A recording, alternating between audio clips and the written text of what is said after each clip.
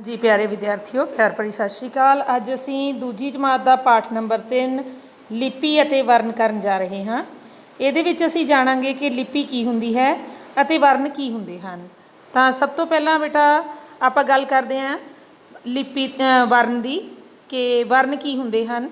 वर्ण ਬੇਟਾ ਜਿਹੜੀਆਂ ਸਾਡੇ ਮੂੰਹ ਦੇ ਵਿੱਚੋਂ ਆਵਾਜ਼ਾਂ ਨਿਕਲਦੀਆਂ ਹਨ ਉਹਨਾਂ ਨੂੰ ਪ੍ਰਗਟ ਕਰਨ ਲਈ ਜਿਹੜੇ ਚਿੰਨ੍ਹ ਵਰਤੇ ਜਾਂਦੇ ਆ ਉਹਨਾਂ ਨੂੰ ਸਾਰਿਆਂ ਨੂੰ ਅਸੀਂ ਕੀ ਕਹਿੰਦੇ ਆ, वर्ण ਕਹਿੰਦੇ ਆ। तो उस तो बाद गल करते हैं लिपि की। लिपि की है कि साड़ी जिहड़ी बोली है जो कुछ असी बोलते हैं उन्होंने लिखती रूप में प्रगट करने लई जिहड़े चिन्ह लगा मात्रा अते लगा अखरां दी वरतों हुंदी है उन्होंने असी लिपि कहने हैं। हर भाषा की अपनी लिपि हुंदी है। जिवें पंजाबी की लिपि गुरमुखी है, हिंदी की लिपि देवनागरी है अते अंग्रेजी भाषा की लिपि रोमन है। तो इस तरह लिपि की परिभाषा की है कि किसी भाषा नूं लिखती रूप देण लई ਜਿਹੜੇ ਚਿੰਨ੍ਹਾਂ ਲਗਾ ਮਾਤਰਾ ਅਤੇ ਲਗਾ ਅੱਖਰਾਂ ਦੀ ਵਰਤੋਂ ਕੀਤੀ ਜਾਂਦੀ ਹੈ ਉਹਨਾਂ ਸਾਰਿਆਂ ਦੇ ਸਮੂਹ ਨੂੰ ਅਸੀਂ ਲਿਪੀ ਕਹਿੰਦੇ ਹਾਂ। ਅਤੇ ਪੰਜਾਬੀ ਭਾਸ਼ਾ ਦੀ ਲਿਪੀ ਗੁਰਮੁਖੀ ਹੈ।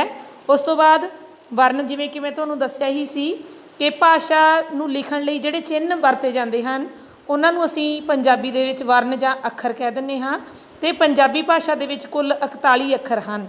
ਊੜੇ ਤੋਂ ਲੈ ਕੇ ਲੱਲੇ ਪੈਰ ਬਿੰਦੀ ਤੱਕ ਸਾਡੇ ਕੋਲ 41 ਅੱਖਰ ਹਨ। ਪਹਿਲਾਂ ਸਾਡੀ ਪੰਜਾਬੀ ਭਾਸ਼ਾ ਦੇ ਵਿੱਚ 35 ਅੱਖਰ ਸਨ ਤਾਂ ਊੜੇ ਤੋਂ ਲੈ ਕੇ ੜਾੜੇ ਤੱਕ। ਇਸ ਕਰਕੇ ਪੰਜਾਬੀ ਨੂੰ ਭਾਸ਼ਾ ਦੀ ਜਿਹੜੀ ਵਰਨਮਾਲਾ ਉਹਨੂੰ 35 ਅੱਖਰੀ ਵੀ ਕਿਹਾ ਜਾਂਦਾ ਸੀ। ਹੁਣ ਗੱਲ ਕਰਦੇ ਹਾਂ ਵਰਨਮਾਲਾ ਦੀ ਕਿ ਵਰਨਮਾਲਾ ਕੀ ਹੁੰਦੀ ਹੈ। ਜਦੋਂ ਇਹਨਾਂ ਸਾਰੇ ਵਰਨਾਂ ਨੂੰ ਜਾਣੀ ਕਿ ਅੱਖਰਾਂ ਨੂੰ ਇੱਕ ਨਿਸ਼ਚਿਤ ਤਰਤੀਬ ਦੇ ਵਿੱਚ ਲਿਖ ਦਿੱਤਾ ਜਾਂਦਾ ਹੈ ਤਾਂ ਉਸ ਨੂੰ ਅਸੀਂ ਕੀ ਕਹਿ ਦਿੰਦੇ ਹਾਂ, ਵਰਨਮਾਲਾ। ਜਿਵੇਂ ਕਿ ਆਪਾਂ ਕੀ ਕਹਿੰਦੇ ਹਾਂ, ਮਾਲਾ। ਵਰਨ ਦਾ ਕੀ ਅਰਥ ਹੈ, ਅੱਖਰ, ਅਤੇ ਮਾਲਾ ਦਾ ਅਰਥ ਹੁੰਦਾ ਹੈ ਕਿਸੇ ਚੀਜ਼ ਨੂੰ ਪਰੋ ਦੇਣਾ, ਇੱਕ ਨਿਸ਼ਚਿਤ ਤਰਤੀਬ ਦੇ ਵਿੱਚ ਪਰੋ ਦੇਣਾ। ਜਿਵੇਂ ਕਿ ਮਾਲਾ ਦੇ ਵਿੱਚ ਮੋਤੀ ਪਰੋਏ ਹੁੰਦੇ ਹਨ, ਇਸੇ ਤਰ੍ਹਾਂ ਵਰਨਮਾਲਾ ਜਾਣੀ ਕਿ ਅੱਖਰਾਂ ਦੀ ਮਾਲਾ ਜਦੋਂ ਅੱਖਰਾਂ ਨੂੰ ਇੱਕ ਨਿਸ਼ਚਿਤ ਤਰਤੀਬ ਦੇ ਵਿੱਚ ਰੱਖਿਆ ਜਾਂਦਾ ਹੈ ਤਾਂ ਉਹ ਪੰਜਾਬੀ ਦੀ ਵਰਨਮਾਲਾ ਜਾਂ ਕਿਸੇ ਭਾਸ਼ਾ ਦੀ ਵਰਨਮਾਲਾ ਬਣ ਜਾਂਦੀ ਹੈ। ਹੁਣ ਉਸ ਤੋਂ ਬਾਅਦ ਜਿਵੇਂ ਕਿ ਮੈਂ ਤੁਹਾਨੂੰ ਪਹਿਲਾਂ ਹੀ ਦੱਸਿਆ ਹੈ ਕਿ ਪੰਜਾਬੀ ਦੇ ਵਿੱਚ ਕੁੱਲ 41 ਅੱਖਰ ਹਨ। ਇਹਨਾਂ 41 ਅੱਖਰਾਂ ਦੇ ਵਿੱਚੋਂ ਜਿਹੜੇ ਸਾਡੇ ਕੋਲ ਟੋਟਲ 41 ਅੱਖਰ ਹਨ ਇਹਨਾਂ ਨੂੰ ਅਸੀਂ ਦੋ ਭਾਗਾਂ ਦੇ ਵਿੱਚ ਵੰਡਦੇ ਹਾਂ। ਪਹਿਲਾ ਸਵਰ ਅਤੇ ਦੂਜੇ ਵਿਅੰਜਨ। ਸਵਰ ਅੱਖਰ ਉਹ ਹੁੰਦੇ ਹਨ ਜਿਨ੍ਹਾਂ ਨੂੰ ਬਿਨਾਂ ਕਿਸੇ ਹੋਰ ਅੱਖਰ ਦੀ ਸਹਾਇਤਾ ਤੋਂ ਬੋਲਿਆ ਜਾਂਦਾ ਹੈ। ਅਤੇ ਪੰਜਾਬੀ ਦੇ ਵਿੱਚ 3 ਸਵਰ ਊੜਾ, ਆੜਾ ਅਤੇ ਈੜੀ ਹਨ। ਉਸ ਤੋਂ ਬਾਅਦ ਗੱਲ ਕਰਦੇ ਹਾਂ ਵਿਅੰਜਨਾਂ ਦੀ। ਵਿਅੰਜਨ ਉਹ ਅੱਖਰ ਹੁੰਦੇ ਹਨ ਜਿਨ੍ਹਾਂ ਨੂੰ ਸਵਰਾਂ ਦੀ ਸਹਾਇਤਾ ਦੇ ਨਾਲ ਅਸੀਂ ਬੋਲਦੇ ਹਾਂ। ਸੱਸੇ ਤੋਂ ਲੈ ਕੇ ਲੱਲੇ ਪੈਰ ਬਿੰਦੀ ਤੱਕ ਸਾਰੇ ਅੱਖਰ ਜਿਹੜੇ ਆ ਉਹ ਵਿਅੰਜਨ ਹਨ। ਅਤੇ ਪੰਜਾਬੀ ਵਿਅੰਜਨਾਂ ਨੂੰ ਅੱਗੇ ਅਸੀਂ ਹੋਰ ਭਾਗਾਂ ਦੇ ਵਿੱਚ ਵੰਡਦੇ ਹਾਂ। ਉਹਦੇ ਰਿਗਾਰਡਿੰਗ ਮੈਂ ਤੁਹਾਨੂੰ ਅਗਲੀ ਜਮਾਤ ਦੇ ਵਿੱਚ ਦੱਸਾਂਗੀ ਕਿ ਅਨੁਨਾਸਕੀ ਵਿਅੰਜਨ ਅਤੇ ਸਧਾਰਨ ਵਿਅੰਜਨਾਂ ਇਹਨਾਂ ਦੀਆਂ ਕਿਸਮਾਂ ਹੁੰਦੀਆਂ ਹਨ। ਪਰ ਫਿਲਹਾਲ ਤੁਸੀਂ ਅੱਖਰਾਂ ਦੀਆਂ ਦੋ ਕਿਸਮਾਂ ਯਾਦ ਰੱਖਣੀਆਂ ਹਨ, ਸਵਰ ਅਤੇ ਵਿਅੰਜਨ। ਸਵਰ ਜਿਹੜੇ ਬਿਨਾਂ ਕਿਸੇ ਦੀ ਸਹਾਇਤਾ ਤੋਂ ਬੋਲੇ ਜਾਂਦੇ ਹਨ, ਊੜਾ, ਆੜਾ, ਈੜੀ। ਵਿਅੰਜਨ ਜਿਨ੍ਹਾਂ ਨੂੰ ਸਵਰਾਂ ਦੀ ਸਹਾਇਤਾ ਨਾਲ ਬੋਲਿਆ ਜਾਂਦਾ ਹੈ, ਸੱਸੇ ਤੋਂ ਲੈ ਕੇ ਲੱਲੇ ਪੈਰ ਬਿੰਦੀ ਤੱਕ ਸਾਰੇ ਵਿਅੰਜਨ ਹਨ। ਉਸ ਤੋਂ ਬਾਅਦ ਪਾਠ ਦੇ ਅਭਿਆਸ ਦੇ ਪ੍ਰਸ਼ਨ ਆਪਾਂ ਹੱਲ ਕਰਦੇ ਹਾਂ। ਪਹਿਲਾਂ ਖਾਲੀ ਥਾਵਾਂ ਭਰੋ। ਗੁਰਮੁਖੀ ਲਿਪੀ ਡੈਸ਼ ਭਾਸ਼ਾ ਨੂੰ ਲਿਖਣ ਲਈ ਵਰਤੀ ਜਾਂਦੀ ਹੈ। ਉੱਤਰ ਆਏਗਾ ਜੀ ਪੰਜਾਬੀ। ਅੱਗੇ ਹੈ ਪੰਜਾਬੀ ਭਾਸ਼ਾ ਵਿੱਚ ਡੈਸ਼ ਸਵਰ ਅੱਖਰ ਹੁੰਦੇ ਹਨ। ਉੱਤਰ ਆਏਗਾ ਜੀ 3। ਅੱਗੇ ਹੈ ਜੀ ਵਰਨ ਦੋ ਤਰ੍ਹਾਂ ਦੇ ਹੁੰਦੇ ਹਨ, ਡੈਸ਼ ਅਤੇ ਡੈਸ਼। ਤਾਂ ਇੱਥੇ ਆਏਗਾ ਸਵਰ ਅਤੇ ਵਿਅੰਜਨ। ਉਸ ਤੋਂ ਬਾਅਦ ਪ੍ਰਸ਼ਨ ਨੰਬਰ 2 ਦੇ ਵਿੱਚ ਬੇਟਾ ਤੁਹਾਨੂੰ ਇੱਕ ਮਾਲਾ ਦਿੱਤੀ ਗਈ ਹੈ। ਇਹਦੇ ਵਿੱਚ ਖਾਲੀ ਥਾਵਾਂ ਦਿੱਤੀਆਂ ਗਈਆਂ ਹਨ।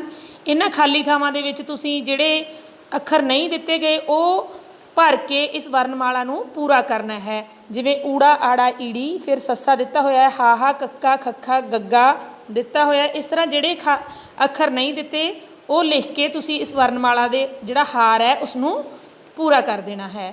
ਉਸ ਤੋਂ ਬਾਅਦ ਪ੍ਰਸ਼ਨ ਨੰਬਰ 3 ਵਿੱਚ ਸਾਨੂੰ ਪਤੰਗਾਂ ਦਿੱਤੀਆਂ ਗਈਆਂ ਨੇ ਅਤੇ ਉਹਨਾਂ ਦੇ ਵਿੱਚ ਕੁਝ ਅੱਖਰ ਲਿਖੇ ਹੋਏ ਆ ਅਤੇ ਉਹਨਾਂ ਨੂੰ ਤੁਸੀਂ ਅੱਡ ਅੱਡ ਕਰਨਾ ਹੈ ਸਵਰ ਅਤੇ ਵਿਅੰਜਨ ਦੇ ਰੂਪ ਵਿੱਚ। ਪਹਿਲਾਂ ਸਵਰ ਵਾਲੀ ਪਤੰਗ ਦੇ ਹੇਠਾਂ ਤੁਸੀਂ ਊੜਾ, ਆੜਾ ਅਤੇ ਈੜੀ ਲਿਖ ਦੋਗੇ ਅਤੇ ਵਿਅੰਜਨ ਵਾਲੀ ਪਤੰਗ ਦੇ ਹੇਠਾਂ ਤੁਸੀਂ ਲਿਖੋਗੇ ਟੈਂਕਾ, ਗੱਗਾ ਅਤੇ ਦੱਦਾ। ਇਸ ਤਰ੍ਹਾਂ ਇਹਨਾਂ ਵਿੱਚੋਂ 3 ਸਵਰ ਨੇ ਅਤੇ 3 ਵਿਅੰਜਨ ਨੇ। ਇਸ ਤਰ੍ਹਾਂ ਨਾਲ ਇਹ ਪ੍ਰਸ਼ਨ ਪੂਰਾ ਕਰ ਲੈਣਾ ਹੈ। ਉਸ ਤੋਂ ਅਗਲੇ ਪ੍ਰਸ਼ਨ ਦੇ ਵਿੱਚ ਤੁਹਾਨੂੰ ਚਿੱਤਰ ਦਿੱਤੇ ਗਏ ਆ ਕੁਝ। ਇਹਨਾਂ ਚਿੱਤਰਾਂ ਨੂੰ, ਤਸਵੀਰਾਂ ਨੂੰ ਦੇਖ ਕੇ ਤੁਸੀਂ ਜਿਹੜੇ ਨਵੇਂ ਸ਼ਬਦ ਹੈ ਉਹ ਬਣਾਉਣੇ ਹੈ।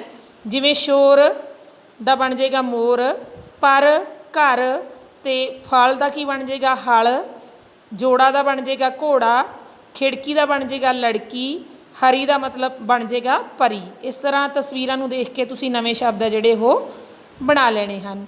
ਉਸ ਤੋਂ ਬਾਅਦ ਸਹੀ ਜਾਂ ਗਲਤ ਦੱਸਣਾ ਹੈ ਕਿ ਦਿੱਤੇ ਹੋਏ ਜਿਹੜੇ ਵਾਕ ਹੈ ਉਹ ਸਹੀ ਹਨ ਜਾਂ ਗਲਤ। ਇਹਦੇ ਵਿੱਚ ਤੁਸੀਂ ਕਰੋਗੇ ਊੜਾ ਹੈ ਜੀ ਪੰਜਾਬੀ ਦੀ ਲਿਪੀ ਗੁਰਮੁਖੀ ਹੈ, ਸਹੀ। ਅਗਲਾ ਪਹਿਲਾ ਵਰਨਮਾਲਾ ਨੂੰ 40 ਅੱਖਰੀ ਵੀ ਕਿਹਾ ਜਾਂਦਾ ਸੀ, ਗਲਤ। ਈੜੀ ਪੰਜਾਬੀ ਵਰਨਮਾਲਾ ਵਿੱਚ 3 ਸਵਰ ਅੱਖਰ ਹਨ, ਸਹੀ। ਅੱਗੇ ਸੱਸਾ ਹੈ ਜੀ ਅੰਗਰੇਜ਼ੀ ਦੇਵਨਾਗਰੀ ਲਿਪੀ ਵਿੱਚ ਲਿਖੀ ਜਾਂਦੀ ਹੈ, ਇਹ ਗਲਤ ਆਏਗਾ ਜੀ। ਉਸ ਤੋਂ ਬਾਅਦ ਪ੍ਰਸ਼ਨ ਉੱਤਰ ਹਨ ਜਿਨ੍ਹਾਂ ਦੇ ਉੱਤਰ ਮੈਂ ਤੁਹਾਨੂੰ ਮਾਰਕ ਕਰਵਾ ਦਿੰਦੀ ਹੈ। ਜਿਵੇਂ ਕਿ ਲਿਪੀ ਦੀ ਪਰਿਭਾਸ਼ਾ ਲਿਖੋ, ਇਹਦਾ ਉੱਤਰ ਬੇਟਾ ਤੁਹਾਨੂੰ ਮਿਲੇਗਾ, ਮੇਰੀ ਸਕਰੀਨ 'ਤੇ ਦੇਖਦੇ ਜਾਓ। ਬਿਲਕੁਲ ਚੈਪਟਰ ਦੀ ਸਟਾਰਟਿੰਗ ਦੇ ਵਿੱਚ ਜਿੱਥੋਂ ਸਾਡਾ ਪਾਠ ਸਟਾਰਟ ਹੋਇਆ ਸੀ, ਪਿੰਕ ਬਾਕਸ ਦੇ ਵਿੱਚ ਦਿੱਤਾ ਗਿਆ ਕਿ ਕਿਸੇ ਭਾਸ਼ਾ ਨੂੰ ਲਿਖਤੀ ਰੂਪ ਦੇਣ ਲਈ ਚਿੰਨ੍ਹਾਂ, ਲਗਾ ਅਤੇ ਲਗਾਖਰਾਂ ਆਦਿ ਦੇ ਸਮੂਹ ਨੂੰ ਲਿਪੀ ਆਖਦੇ ਹਨ। ਉਸ ਤੋਂ ਅਗਲਾ ਪ੍ਰਸ਼ਨ ਹੈ ਜੀ ਸਾਡਾ ਕਿ ਪੰਜਾਬੀ ਭਾਸ਼ਾ ਨੂੰ ਕਿਹੜੀ ਲਿਪੀ ਵਿੱਚ ਲਿਖਿਆ ਜਾਂਦਾ ਹੈ? ਤਾਂ ਇਹਦਾ ਉੱਤਰ ਤੁਸੀਂ ਲਿਖੋਗੇ ਜੀ ਪੰਜਾਬੀ ਭਾਸ਼ਾ ਨੂੰ ਗੁਰਮੁਖੀ ਲਿਪੀ ਵਿੱਚ ਲਿਖਿਆ ਜਾਂਦਾ ਹੈ। ਇਹ ਵੀ ਤੁਹਾਨੂੰ ਬਿਲਕੁਲ ਸਟਾਰਟਿੰਗ 'ਤੇ ਉੱਤਰ ਦਿੱਤਾ ਹੋਇਆ ਹੈ ਪਹਿਲੇ ਪੇਜ 'ਤੇ ਹੀ ਕਿ ਗੁਰਮੁਖੀ ਲਿਪੀ ਵਿੱਚ ਪੰਜਾਬੀ ਭਾਸ਼ਾ ਜਿਹੜੀ ਹੈ ਉਸ ਨੂੰ ਗੁਰਮੁਖੀ ਲਿਪੀ ਵਿੱਚ ਲਿਖਿਆ ਜਾਂਦਾ ਹੈ। ਉਸ ਤੋਂ ਅੱਗੇ ਹੈ ਜੀ ਅਗਲਾ ਪ੍ਰਸ਼ਨ ਸਾਡਾ ਕਿ ਗੁਰਮੁਖੀ ਵਰਨਮਾਲਾ ਵਿੱਚ ਕਿੰਨੇ ਅੱਖਰ ਹਨ? ਤਾਂ ਇਹਦੇ ਵਿੱਚ ਤੁਸੀਂ ਲਿਖੋਗੇ ਕਿ ਗੁਰਮੁਖੀ ਵਰਨਮਾਲਾ ਵਿੱਚ ਪਹਿਲਾਂ 35 ਅੱਖਰ ਅਤੇ ਹੁਣ 41 ਅੱਖਰ ਹਨ। ਅੱਗੇ ਤੁਹਾਨੂੰ ਦੱਸਿਆ ਗਿਆ ਕੁਐਸਚਨ ਕਿ ਅੱਖਰ ਕਿੰਨੇ ਤਰ੍ਹਾਂ ਦੇ ਹੁੰਦੇ ਹਨ? ਇਹਦਾ ਉੱਤਰ ਆਏਗਾ ਜੀ ਅੱਖਰ 2 ਤਰ੍ਹਾਂ ਦੇ ਹੁੰਦੇ ਹਨ, ਸਵਰ ਅਤੇ ਵਿਅੰਜਨ। ਤਾਂ ਇਸ ਤਰ੍ਹਾਂ ਨਾਲ ਇਹਨਾਂ ਪ੍ਰਸ਼ਨਾਂ ਦੇ ਉੱਤਰ ਤੁਸੀਂ ਹੱਲ ਕਰ ਲੈਣੇ ਹਨ। ਧੰਨਵਾਦ।